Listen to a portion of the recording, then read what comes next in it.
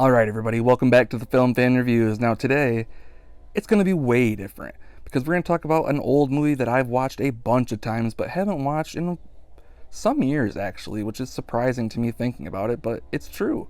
And that is the first Thor movie. Now that was directed by Kenneth Branagh, who I wasn't really familiar with going into it, especially back then.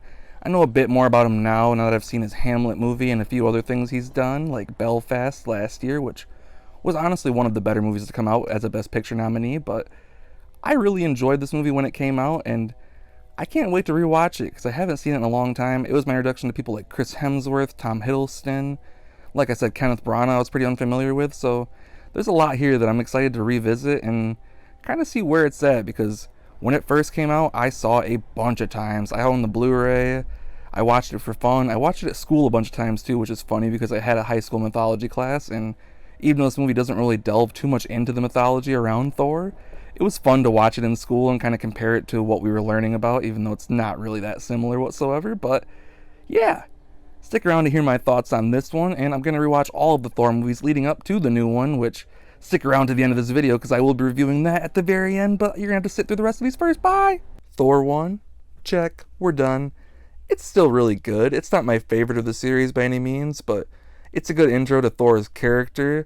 It kind of is similar to the mythology character that I am a little bit knowledgeable about. He was kind of a dick, not really the nicest character, but he was a warrior, and that kind of shows at the beginning of this movie. His character develops a little better after he meets Jane, and his character develops throughout the series, which is really cool, and Chris Hemsworth gets better. His performance is good here, but it's not my favorite by any means. He's still funny and kind of plays off the fish out of water type thing pretty well. But I think Tom Hiddleston is my favorite in this movie and continues to be one of my favorite actors in the MCU, just because how great he is as Loki. And there's a lot of other great actors in here too, but honestly, I'd give a lot of the credit mostly to Kenneth Branagh kind of getting to do his movie inside of the MCU before the MCU was kind of a thing. The Dutch angles gets a little out there sometimes, just of how many there are and how often he does it, but it's his thing and we just kind of have to deal with it. I don't hate it as much as some other people do, but I digress. Thor's good. It's a good intro, like I said, and it's a 3.5 out of 5. Now,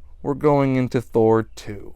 I have a little storied history with Thor 2, just because it wasn't the greatest day of my life when I went to see it in theaters. Earlier that day, actually like hours before, failed my first attempt at a driving test because my anxiety got the better of me, and going to see this movie, I was already in a bad mood, and it didn't do any better because even in the theater, I'm usually a guy that likes movies in theaters and then starts to pick them apart afterward, but I did not even like this one in theaters. I'll have more to say afterward because I barely remember it, because I don't think I've even rewatched it really since it's been in theaters, if that tells you anything. But we're going to rewatch it today and we're going to see how we feel, and yeah.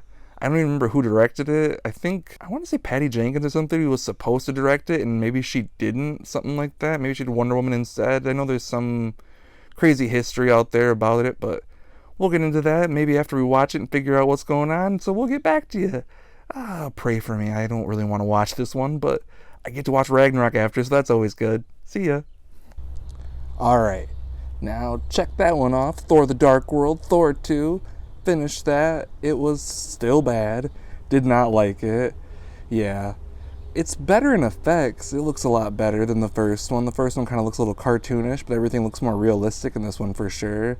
The fighting, I think, is better, even though I didn't think there was enough of it. But yeah, it's kind of boring. The script's all over the place, and it kind of feels bogged down by way too much going on. I know Patty Jenkins was originally supposed to be the director. She saw the script, decided, nope, I'll wait on my superhero movie, and she did Wonder Woman, and I think that was the smart choice, because yeah, this one's not good. I'm happy I finally get to watch the new Thor movie tomorrow, and I get to watch Thor Ragnarok right now. And I'm probably not going to talk about it till tomorrow. I'm going to finish up this video, go watch that, and then tomorrow I'll be able to talk about Thor Love and Thunder, and I might even have a guest in the video. So yeah, overall, Thor the Dark World, pretty boring. I can't ever recommend it. I think I had it around like a 3-star before this, and no, I think I actually had it around a 2, actually, and it's like a 2, 2.5, I think. I'll look on my letterbox just to be sure and check out my rating on there if you want to see it for sure, but yeah, I think that's where I'm going to stop this for today. It's not a great movie. It's pretty boring, and I don't have anything else to really add, so gonna go watch Thor Ragnarok and have just a fucking fantastic time with Taika Waititi's writing. So I'm hoping his writing's just as good in Thor Love and Thunder, but I'll be back to you before that, so see you then. Alright guys, so we time traveled, we're back in here, and I just finished Thor Ragnarok, and we're back in here because I'm actually about to leave to go watch Thor Love and Thunder, so just wanted to share my thoughts on Thor Ragnarok real quick. If you know me, you know that I love this movie. It's a 5 out of 5. It's still a 5 out of 5. I absolutely adore this movie. Not only is it my favorite Thor movie, it's my favorite of the MCU. No joke, Shang-Chi is pretty much my second favorite, and of Marvel movies, it's still top 5 for sure, but I still love me some Spider-Verse and Spider-Man 2, but it's right up there next to those, honestly. Love this movie. I love what Taika did to this series. I mean, I still enjoy the first 2 movies for what they are. The second one, not as much, but the first one, a lot. I like what Kenneth Branagh did with the series and how he began it, but Taika kind of stole it and won my heart over with all the humor he put in there. I think me and Taika Waititi have a similar sense of humor, it seems like, because I just love all of his projects. Jojo Rabbit's my favorite movie of 2019, and still is one of my favorite movies that I've seen in theaters, period. But love Taika Waititi, love this movie, love his rendition of Korg and everything like that. He was so funny, and honestly, this whole cast is hilarious. We kind of saw how they were kind of humorous in the first 2 movies, but they got to let loose, and it just seems like Taika Waititi probably let them just have a blast on set, trying things, and all the sense of humor stuff worked for me. Great music, great action, some great effects, just up and down a great movie. Mark Ruffalo in there as Hulk, Bruce Banner, so great. The battle scene, iconic, and I absolutely love all of that stuff. And Jeff Goldblum, awesome. Tessa Thompson, fantastic addition to the cast. And yeah, I just can't get enough of this movie, and I'm very excited to go see Love and Thunder right now because we're getting Natalie Portman back and a bunch of other stuff, but we'll talk about that pretty soon because I'm about to leave, and I might even have a guest in that video we'll have to see, and see you then. What's up? What's going on? We're back, and we're talking about Thor Love and Thunder. We just got back from the theater, and it was good. It wasn't. I liked it. I liked it too. It wasn't my favorite of the Thor series. It wasn't even my favorite of the MCU so far, but it's still a really good addition to the MCU, and it is right now in my rankings, because you've already seen the other ones before this. It's my second favorite of the Thor series, I think, because Ragnarok is still my number 1.